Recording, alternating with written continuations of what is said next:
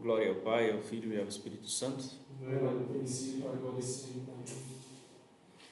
Bem, as funções que estão por trás dessas operações que nós vimos que realizamos, né? Dessa organização do conteúdo significativo das coisas.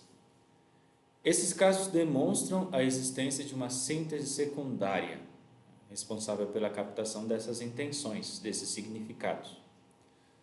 Essa organização secundária pode estar comprometida pela enfermidade, mesmo quando a organização primária funciona, está preservada. Isso é o que a gente viu nos casos de patologia, diagnosia.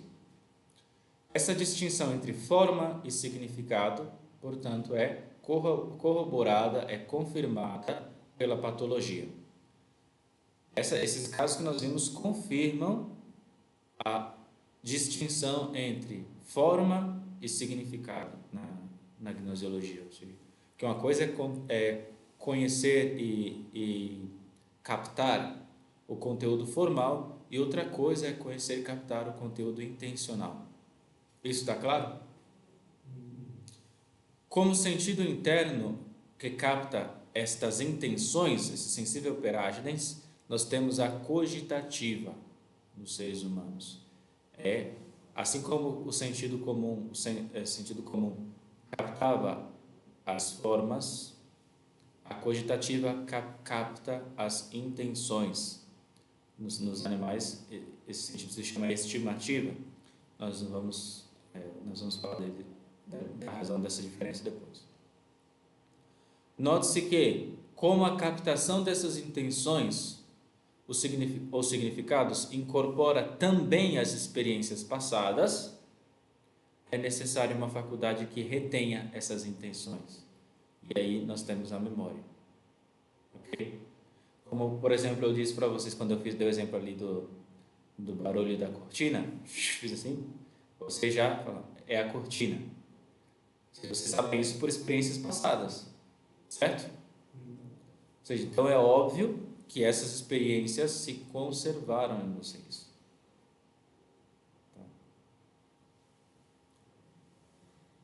Então nós temos aí dois sentidos internos formais, sentido comum e imaginação ou fantasia, e dois sentidos internos intencionais, cogitativa e memória.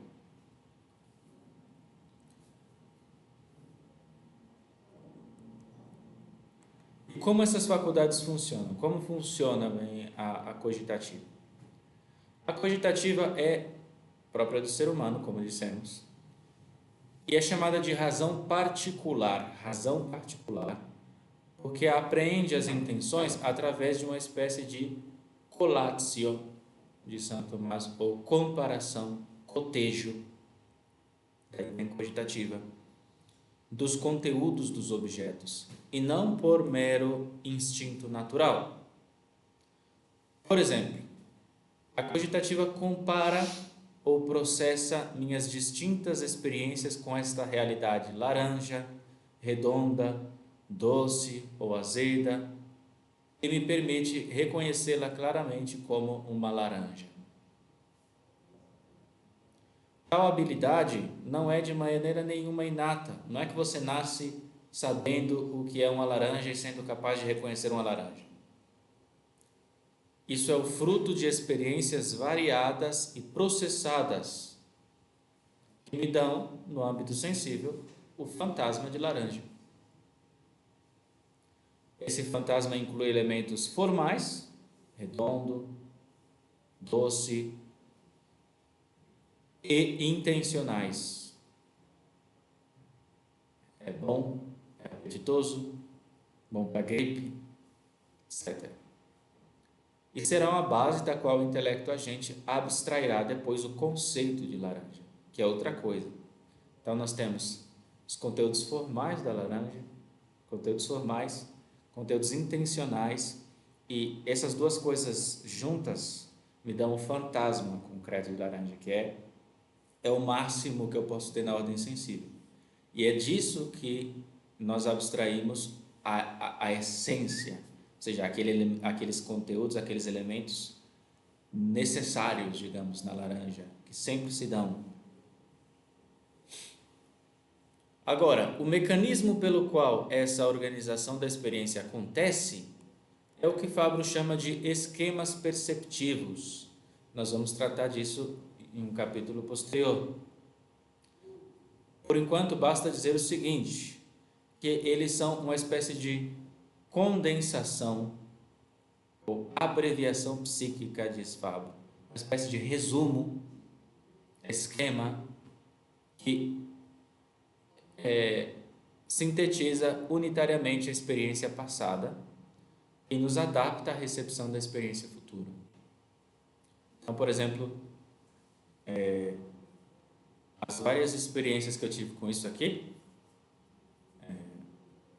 me tornam capaz de reconhecer isso aqui muito mais facilmente, de prever o que vai acontecer se eu fizer determinadas ações com isso. Por exemplo, como é que eu sei que eu posso fazer isso aqui? Como é que eu posso prever a curva que isso vai fazer quando eu jogo para o alto? Ou, sei lá, tem um domínio desse objeto muito grande com base em esquemas perceptivos, experiências passadas com isso, com coisas parecidas, que me dão um grande domínio, me abre a experiência futura e me torna capaz de reconhecê-lo. Como ficará mais claro quando estivermos percorrido todo o processo de assimilação cognitiva, é através da cogitativa que o intelecto entra em contato com o singular concreto. E, portanto, é através dela que conhecemos a substância, que realizamos juízos prudenciais. Por exemplo, um juízo prudencial, o que é? Tem um princípio universal, por exemplo, deve-se fazer o bem e evitar o mal. Esse é o primeiro princípio da sintese, do intelecto prático. Mas como é que eu sei que fazer um juízo prudencial é falar, isto é bom, isso deve ser feito, isso deve ser evitado, isso é mal? Eu só tenho contato com com o concreto, através da cogitativa. Entende? Por exemplo, todo mundo sabe que roubar é mal. Certo? Roubar é mal. Só que eu preciso da capacidade de reconhecer esse ato concreto como um ato de roubo, para fazer um juízo prudencial e dizer, não vou fazer isso. Entende? E muitas vezes eu posso até reconhecer como um ato de roubo, mas posso, por outras razões, pensar, não, mas aqui e agora, em concreto, deve ser feito. Entende? Posso torcer o juízo. Digamos, finalmente, que a cogitativa é uma faculdade sensitiva que se encontra no limiar entre a parte sensitiva e a intelectiva. Ou seja, é a parte mais alta da sensibilidade, que toca, de alguma maneira, a parte mais baixa da razão. Então, é o mais perfeito na ordem sensível e já está como que na fronteira com o intelectual. Por isso que chama de razão particular. Ela emana do intelecto e é através dela que ele se conecta com as outras potências cognoscitivas inferiores. Ou seja, a cogitativa é como que a rainha, ela tem acesso a todas as faculdades inferiores, porque ela se serve da síntese primária, ela se serve do que faz o sentido comum e a imaginação, se serve da memória na sua percepção das coisas presentes, certo? Então ela é o máximo aí, ela tem um domínio sobre todas as faculdades inferiores. E o intelecto dispõe dela para entrar em contato com o concreto. Tá? Então, quando eu falo, por exemplo, quando a gente estava tentando ver outras possibilidades naquela imagem, é um ato de vontade, por exemplo, intelectual, que está comandando a cogitativa. Essa conexão, essa participação que tem a sensibilidade na inteligência, ela dá para a sensibilidade humana uma nobreza especial, diferente da sensibilidade animal. A sensibilidade animal não tem essa participação no intelecto. E por isso, justamente porque nós temos isso, nós alcançamos resultados muito superiores aos da sensibilidade animal. Por exemplo, uma águia pode ver mais longe, mas uma águia não vê o que nós vemos. Por exemplo, quem nunca pensou seriamente sobre essas coisas, pensa que os animais veem o mundo como nós. Só que não. Na nossa visão já tem pensamento, já tem intelecto. Por exemplo, você está vendo o que agora? Você está vendo mesa, cadeira, pessoa. Você está vendo isso. Um animal não. O animal não vê isso. Por mais que ele receba os estímulos físicos que você recebe, ele não vê essas coisas que você vê. Porque ele não tem ele não realiza todas essas sínteses que nós realizamos. Ele não capta a razão de ente, não aprofunda nas experiências a ponto de ver nelas a essência das coisas, entende? Não dá para imaginar como um animal vê. Às vezes você vê esses vídeos, veja como uma cobra vê o mundo, nada a ver. E acho que é um animal se vê preto e branco, se vê colorido. Isso, essas coisas assim até você pode saber. Tipo, só que ele, por exemplo, sei lá, de maneira análoga, tem um programador, ele olha para um código e vê, ixi, tem um problema.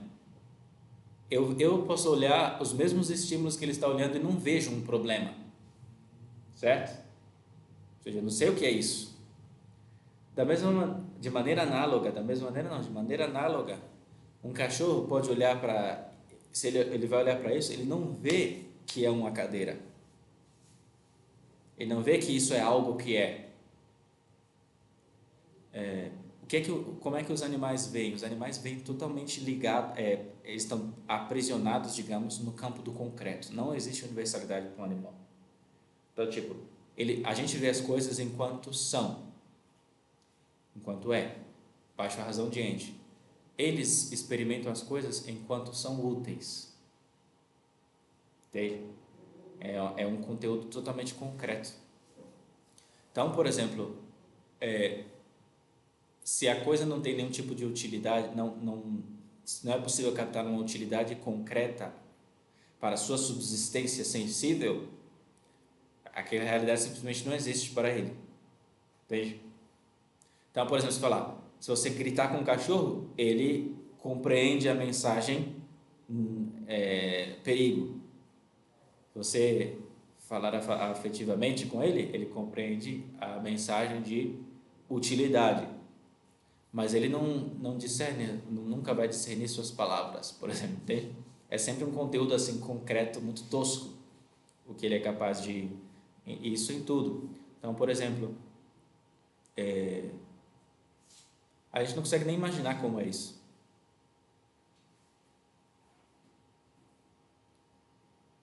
A estimativa, que é digamos, o sentido intencional animal, é a faculdade análoga à cogitativa nos animais irracionais. Sua principal função é apreender, portanto, as intenções, o valor concreto de utilidade ou nocividade. Nos animais, porém, a percepção dessas intenções ocorre por um instinto natural. E essa aqui é a diferença. Por isso que a gente fala que o nosso é cogitativa, ou seja, que faz uma espécie de colação, reúne vários elementos e compara, raciocina sobre eles, digamos assim. Enquanto que os animais não fazem isso, ou fazem de uma maneira, os mais perfeitos fazem de uma maneira muito imperfeita. A maior parte do funcionamento é instintivo, ou seja, é uma inclinação inata, sem o processo de comparação ou cotejo que caracteriza a cogitativa humana. Ela se encontra em valores práticos relacionados à conservação da vida. E quanto mais perfeita a estimativa, mais perfeito o animal, porque é a faculdade superior. Então, por exemplo, sei lá, o cachorro instintivamente, como nós, instintivamente quer comer, quer dormir, quer se mover, etc. Se você, por exemplo, dá comida para o cachorro e toca um sino ao mesmo tempo, em pouco tempo ele aprende que aquele sino, ele associa aquele sino à comida, certo? Isso é uma espécie de cogitativa, porque agora ele começa a captar um determinado valor naquele sino. Quando ele sente o sino, já começa a salivar. Ele está captando um valor de utilidade naquele sino que ele não captava antes. Ou seja, houve um aprendizado. Só que é simplesmente isso, um mecanismo de associação e muito, muito tosco, muito pobre.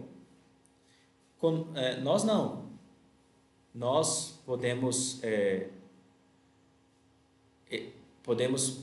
por exemplo, temos uma capacidade de inventar, que é própria nossa,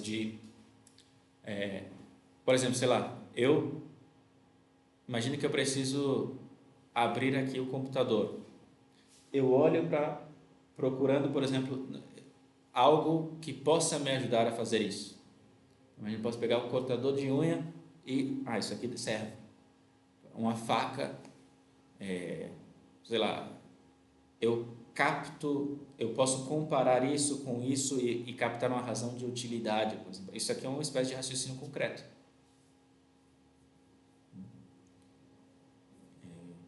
Já os animais, quase toda a riqueza da estimativa deles já é dada desde o início. Então, o cavalinho já nasce com uma série de instintos que vão ser úteis para a sua vida. Enquanto o nosso conteúdo instintivo é muito pouco. A gente nasce com pouquíssimos instintos em relação aos animais.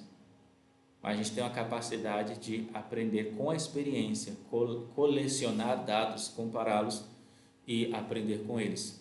Então, por exemplo, você veja, o João de Barro, todos os João de Barros da história fazem a casa do mesmo jeito. Ele já nasce como que programado a fazer aquilo. Enquanto nós, olha a variedade de possibilidades de casa que nós temos. Ou seja, por quê? Porque nós raciocinamos no particular e podemos aprender com a experiência,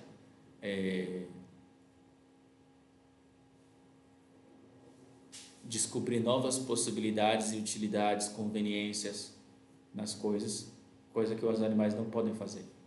Ok?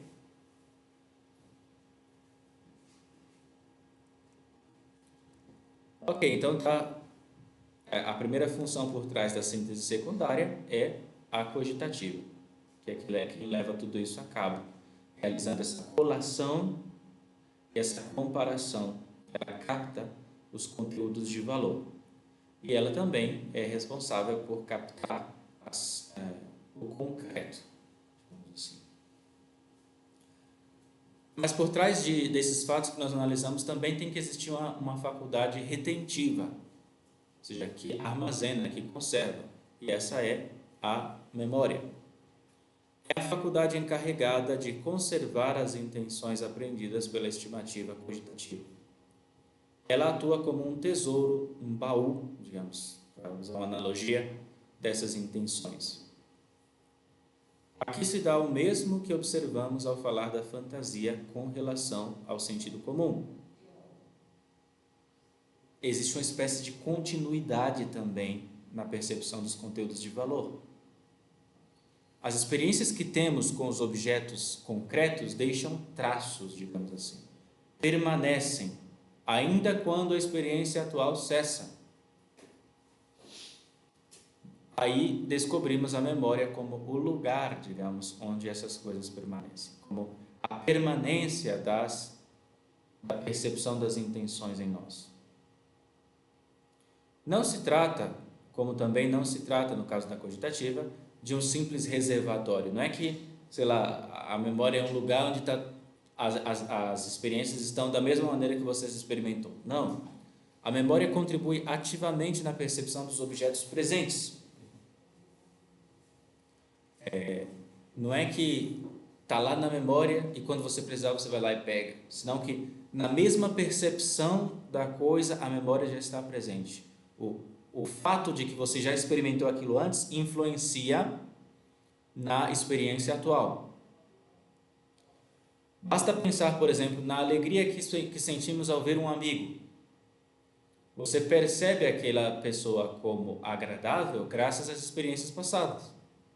Então, eu estou percebendo aqui e agora como bom porque foi bom no passado. As experiências passadas foram incorporadas no esquema e estão sendo atualizadas presentemente na percepção daquele indivíduo.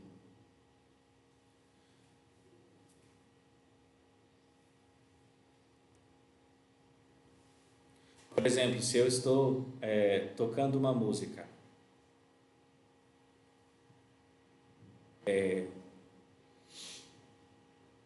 eu sou capaz, por exemplo, de reconhecer, isso aí é Bach, isso aí é Mozart.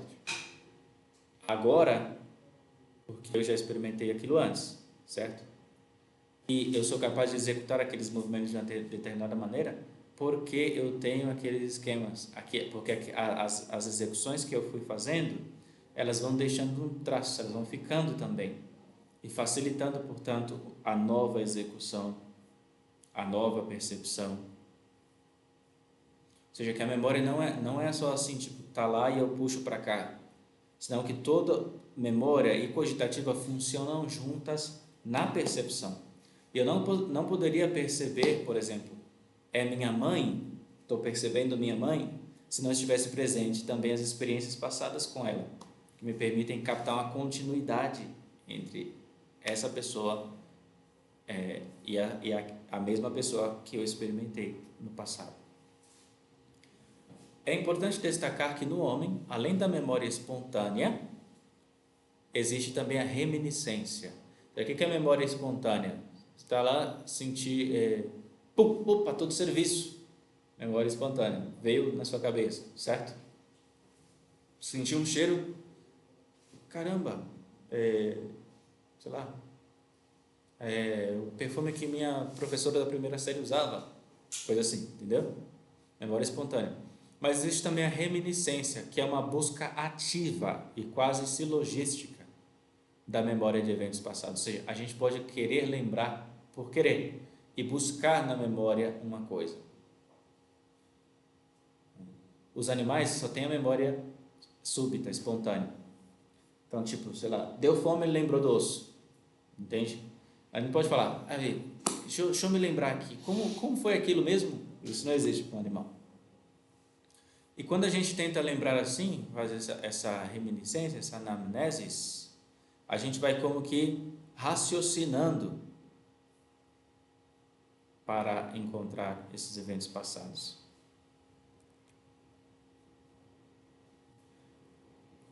Numa espécie de caça por associação das ideias, que uma chama a outra. Tipo, sei lá, qual foi a primeira leitura mesmo hoje? Quem leu a primeira leitura hoje? Deixa eu ver. Por exemplo, vou fazer esse exercício seriamente agora. Eu sei que estava no sobre presbitério o Bruno Cesarino, foi o Bruno Cesarino, que estava desse lado, junto com o salmista, quem foi o salmista? Foi o Vitor. Foi o Vitor, Bruno e Vitor. Eu lembrei que foi o Vitor porque eu lembrei de uma cena. Agora lembrei que era ele. Então já lembrei que foi o Bruno que fez a primeira leitura. E eu lembro que a primeira leitura foi de Paulo e Barnabé sendo confundidos com Mercúrio e Júpiter pelos habitantes de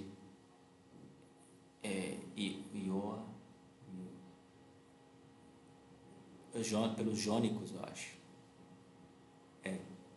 Porque fala lá que eles disseram em dialeto jônico, os deuses vieram nos visitar. Ou seja, então é uma espécie de raciocínio, que uma coisa vai chamando a outra. É assim a reminiscência.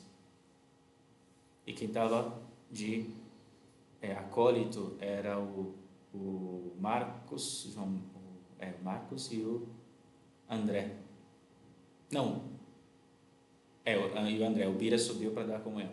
Tudo isso é uma espécie de raciocínio, certo? Perfeito.